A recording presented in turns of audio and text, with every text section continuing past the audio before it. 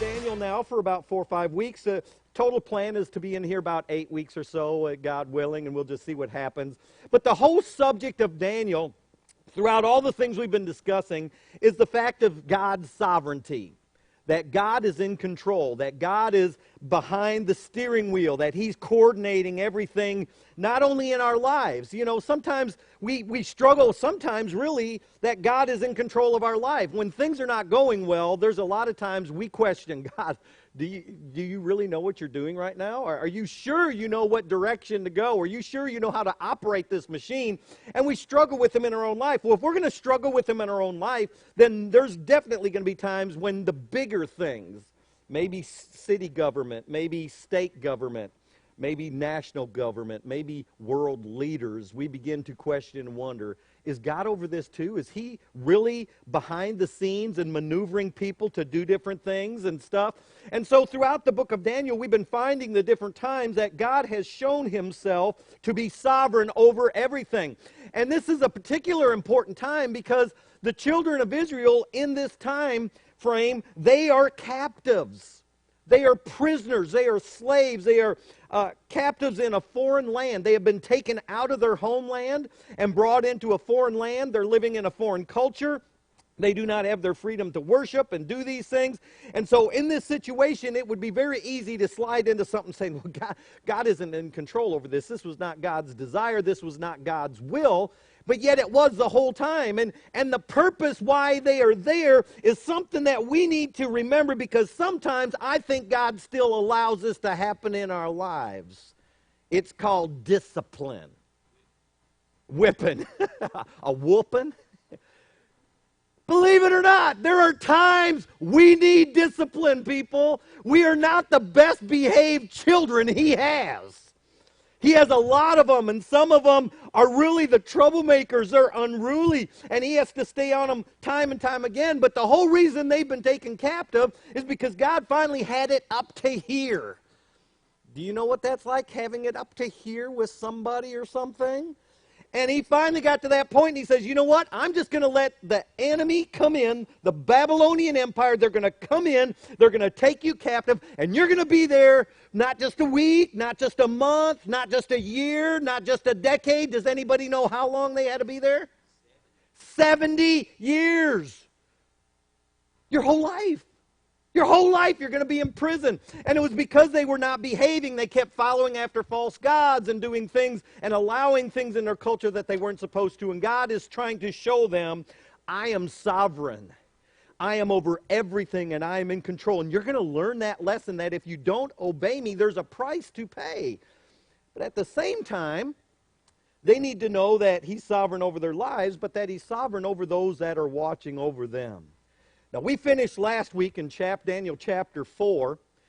And in Daniel chapter 4, it was a crazy thing that happened to King Nebuchadnezzar, that basically he went insane. He went crazy. He went mad. And literally to the point, if you were here last Wednesday, it got to the point that God had predicted what would happen because He had had some more dreams. Remember, a few weeks ago we talked about the dreams that Daniel interpreted. Now in chapter 4, he had had another dream. And in this dream, it was telling what was going to happen in the future to King Nebuchadnezzar himself. You see, sometimes the other things were outward things. He's seen God at work in the fiery furnace. And he's seen the fourth man in the fire. He's seen God at work in Daniel interpreting some dreams that would happen to his kingdom. But now all of a sudden this time God's getting personal. You see, sometimes God's sort of subtle in your life too. He comes in and says, okay, I need to shake you up a little bit. You're not quite behaving right. So He does a little something to shake you up a little bit. And if you don't pay attention, He does something else to shake you up a little. And finally, He's going to get into your house, into your head, and deal with you personally. And so He has this dream to be interpreted by Daniel, and it tells him what's going to happen, that he's going to be as the oxen in the field, that he will be out there and literally all day and all night to where the dew of heaven is covering him. And so sure enough, it's a few months later, he's out on his rooftop, he's saying, look at the kingdom I have created. And the scripture said, if you'll go back to Daniel chapter 4, it says, while the words were still in his mouth and thought in his head, it happened. The next thing we know, old King Nebuchadnezzar's crawling around on all fours, going moo and eating grass. And he does this for months and months. And we talked about how crazy that probably was for the people. I mean, I don't know the interim king. I don't know how they work that out. Is there a vice king? Is there, but the secondary person has taken charge because everybody's seeing, what is that? That's King Nebuchadnezzar out there. And I don't know, could he kick up a hind leg and try to scratch his ear? I don't know. He's acting like a cow in the field, and he's eating the grass, and he's crazy. And it goes on for months. And God said this was going to happen till he got to the point that he would recognize God was behind this and God was greater than he was. And so after months, he comes to this realization. He repents. He gets right in his mind, and he actually gets his kingdom back. The cool thing about God is when he disciplines you, he's still going to reward you too. He's still going to come along and give you better than what you had before. So he gets his kingdom back. And the whole chapter 4 is basically a letter from King Nebuchadnezzar to the people, sort of like my dear diary. It starts off and he's telling the people the God that blesses, and then goes in and tells everything that happens, and it ends up like that. And so chapter 4 ends that way, and then we come into chapter 5, and there's a new kid on the block. King Nebuchadnezzar is not even king anymore, and there's a new king named Belshazzar. Now, what is common when we read the scriptures, we read because it goes from one chapter to the next, we just think, well, that's like turning the page. We went from 2018 to 2019, or 2019 to 2020, or it's a week or month later. But between chapter 4, where it ends, and chapter 5 starts, is a space of 23 years. 23 years have passed just from chapter 4 to chapter 5. And we find here that King Nebuchadnezzar's been judged. His pride and the judgment is all past. He was king for 43 years. He finally dies. But towards the end of his life, because of this, he had yielded his life to God. And God granted him a longer reign. And it was for one reason, to benefit his people. God's people are captives. Now they've got a good king. King that's going to take care of them, and because he's prospering and living right, now the nation of Israel is going to prosper too. You should pray for your president, whether you like him or not, whether you voted for him or not, whether it's the party of your choosing, because it will cause you to be blessed in the long run. We got to pray for these people. So anyway, it benefits the people of God. But then, towards the end of the reign and into chapter 5, we find out that the people in these 23 years forgot every lesson they had ever learned. Have you ever been guilty of God teaching you a lesson and then a short time later finding yourself traveling the same path, doing the same thing? They forgot the lessons. So now King Nebuchadnezzar's son takes over when he dies and he becomes king. King Nebuchadnezzar was king for 43 years. His son is king for 2 years. Then he's assassinated by his brother-in-law. His brother-in-law rules for 4 years, and then he was killed in a battle. He was succeeded by his son, who only reigned for a few months before he was executed. And then finally, a man by the name of Nabonidus became king. He was the last king of the Babylonians and the father of Belshazzar, the subject of our message tonight, and still with the same theme, discovering God's sovereignty. You see, Belshazzar is going to get a message from God. Belshazzar is about to get a note from God. Belshazzar is about to get a letter from God, and it's going to be handwritten just to him. Just for him. You know, we love getting cards and letters and messages from family and friends. It does. If it's our birthday, if it's our anniversary, if it's our birthday or anniversary, of course, the card or letter, we hope something's in it and we shake it a lot, really hard sometimes. But we love getting things. It's nice for the husband or the wife to occasionally come across those little notes placed around the house or in a lunchbox or something like that. There's something about the handwritten notes and letters. Growing up, We literally had to do that. Everything, if you wanted to give somebody a card, a letter, or a message, or something like that, you had to get out pen and paper and you had to write it down. You were the sender, you were the giver. You had to literally write that down. How many of you, just be honest now, it's been a while since you've given somebody a handwritten, especially letter. You know, you might handwrite something in a card, but just sit down and write a letter or a special note to somebody. You see, the thing is when something is handwritten, it's more meaningful, it's more sentimental to the recipients. Just ask any woman in here. You know, Terry, there's been times on a scrap piece of paper, I just thought of something sweet to say, and I'd write it down. And we've been married 30 plus years, and those are hidden in a drawer somewhere. She kept them. I said, what are you keeping that for? Oh, I just like reading them every once in a while. They're just so sweet. They're so precious. Because you wrote them. You know, all this kind of stuff. It's amazing that, you know, you can go buy your woman a lot of things, but when you start adding the personal touch, all of a sudden, man, you just leaps and bounds, jumped up above everybody else. You know, that little tag that's on them flowers is almost more important than the flowers. If you got the right words on there, that will melt her more than the flowers will. And she's going to cherish those. And part of the reason she's going to cherish them because those flowers will wilt, but the message is forever. You know, it's just so amazing. And we love these things. And I'm getting in trouble because it's been a long time since I've handwritten one. And now there's going to be some expectation in the Noble household probably. So I've gotten in sort of deep. So while we're thinking about this, I was trying to think of something that would bring this alive. That the fact that it was handwritten and it's presented and how much it means to us. And I began to think, like Debbie, you know, Alan's coming back, but he's been gone. And he didn't say, I'm coming back because I miss my mama. I want to see my daddy. I can't wait to see my brother. He said, I got to see some trees. He's out there in New Mexico, and he says, I got to come back to East Texas. I got to see some trees. But if he would have wrote something to Debbie, it would have meant so much, especially when people are away from us. There's distance. We love the letter. And so I remembered a song, and I looked it up, and I want to play it. I didn't put the words on the screen because I want you to sort of watch the story that's being told. It's called Letters from Home. John Michael Montgomery.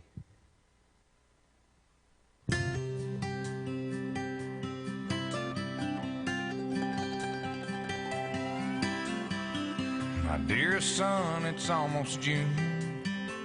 I hope this letter catches up with you and finds you well.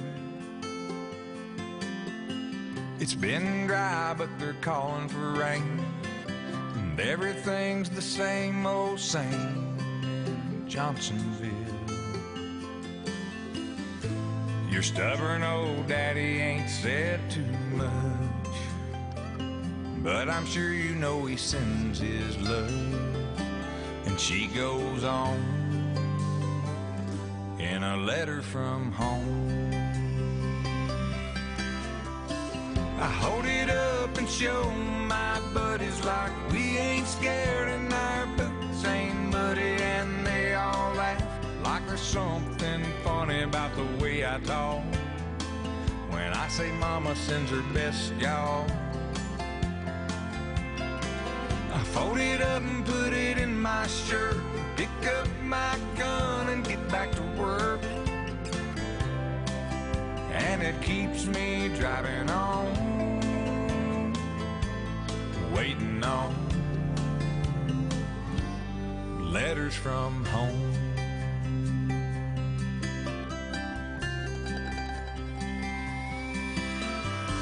My dearest love, it's almost dawn. I've been lying here all night long, wondering where you might be. I saw your mama and I showed her the ring. Man on a television said something, so I couldn't sleep. But I'll be alright, I'm just missing you. And this is me kissing you. X's and O's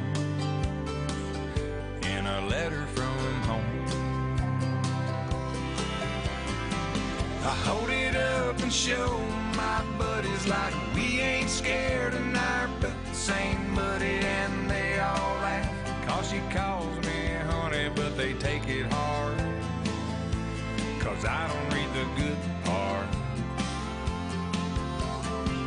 I fold it up and put it in my shirt, pick up my gun and get back to work,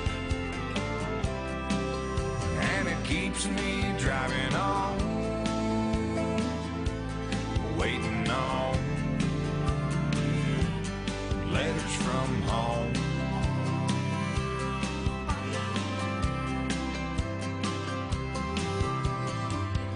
Dear son, I know I ain't written, and sitting here tonight alone in the kitchen, it occurs to me I might not have said it, so I'll say it now. Son, you make me proud.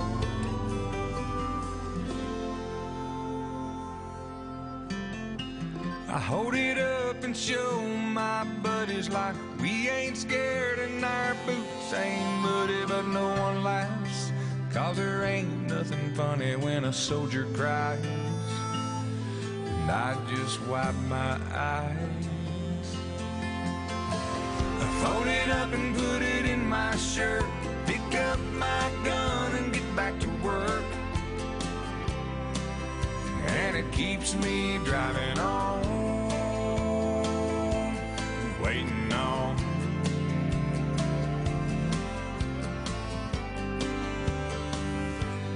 letters from home.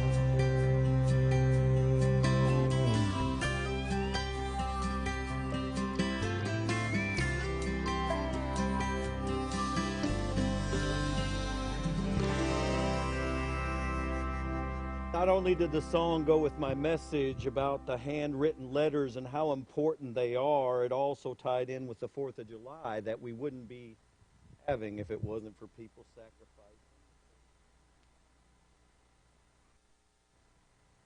Oh, you have a handwritten letter from God.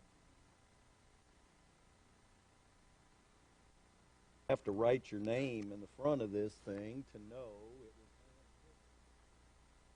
delivered at great cost.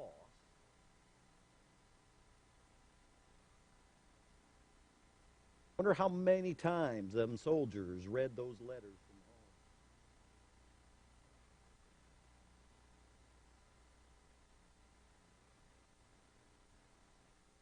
I wonder how many times Mama said letters from her son. That part of them.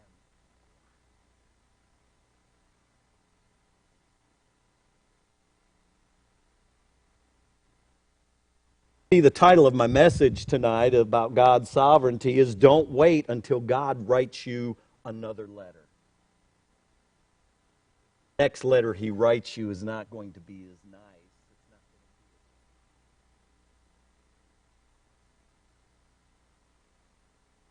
something about handwritten notes and letters. Think of the effort and the thought and the time that somebody took to do this. It doesn't happen fast. They have to sit down. They have to gather up the stuff. They have to think of what they're going to say. Another reason why the handwritten notes and letters are so important, because usually we can recognize, as a parent you can recognize your children. As a wife you probably recognize your husband, or as a husband you can recognize your wife's writing. And you can look into that writing, and especially when it's writing something special to you, I don't know, it just comes alive. I love beautiful handwriting. I can just look at it because I wish my handwriting was better. It's not very good. It's legible, but that's unique about me. And so when she sees it, whether it's shaky or done a certain way, or you have certain ways that you do all your stuff, whether it's the punctuation. I wrote down here that we recognize the writer by the style of the letter or the words, or the misspelled words, or the bad punctuation, whether it's elegant handwriting or chicken scratch. Still just as valuable to us because of who wrote it. I told you earlier, Belshazzar is about to get a handwritten letter. We could read the scriptures tonight, but I chose to make it a little bit more alive, and so I have divided up a video into 4 parts to touch on every time we go. This is the first one, the letter.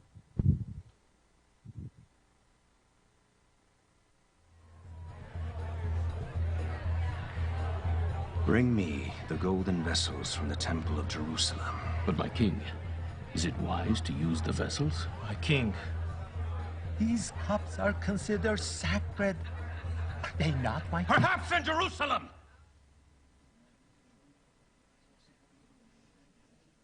But here they are spoiled for our gods. And they would have me use them as I see fit. Bring them!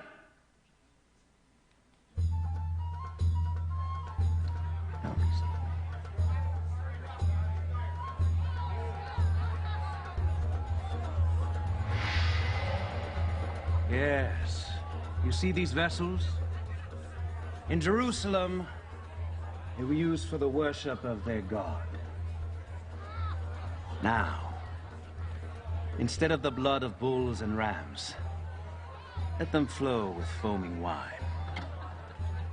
For I am not a devourer of blood. I am a devourer of drink.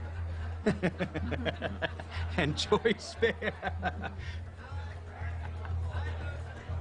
To Marduk, the god of our city. Marduk! And to our idols of gold and silver, bronze and iron, wood and stone, partake of our pleasures and protect our city.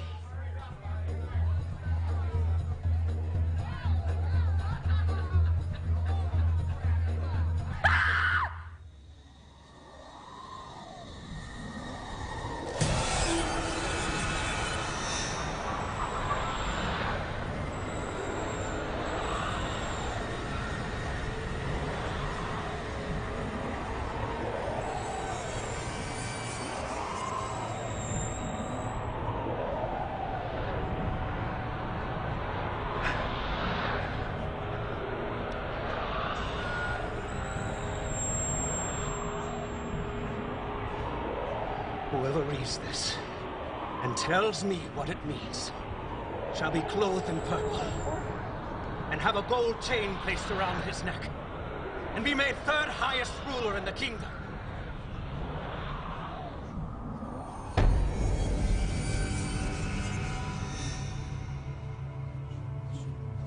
And all the king's wise men came in, but they could not interpret the inscription or tell the king what it meant.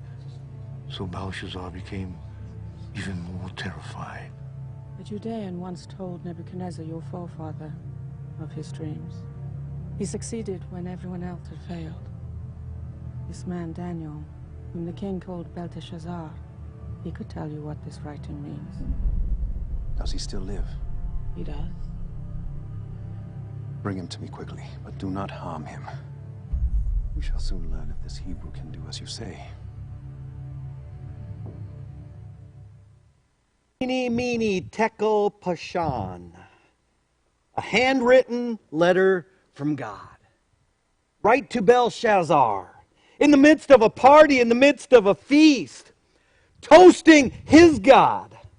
You see, his very name, Bel, that prefix, means God protects. If you'll remember Nebuchadnezzar, after Daniel and them had passed through the fiery furnace and stuff, he gave him the name Belteshazzar. Also, God who protects. He thinks he's safe. He thinks everything's fine. It's his kingdom. He can do as he likes. He is above the gods of Israel. He can do whatever he wants. Now all of a sudden there's a message, a handwritten letter on the wall. As cool, as loving, as cute, as tender-hearted as a letter is, it's pretty creepy if a hand with no body starts writing it on your wall. Something up with that, and it ain't going to be good. Saying is now, even to this day, sometimes when you're talking to somebody or you're hearing something and they know it's going to be a foregone conclusion, that there's no changing, it's inevitable that this is going to happen,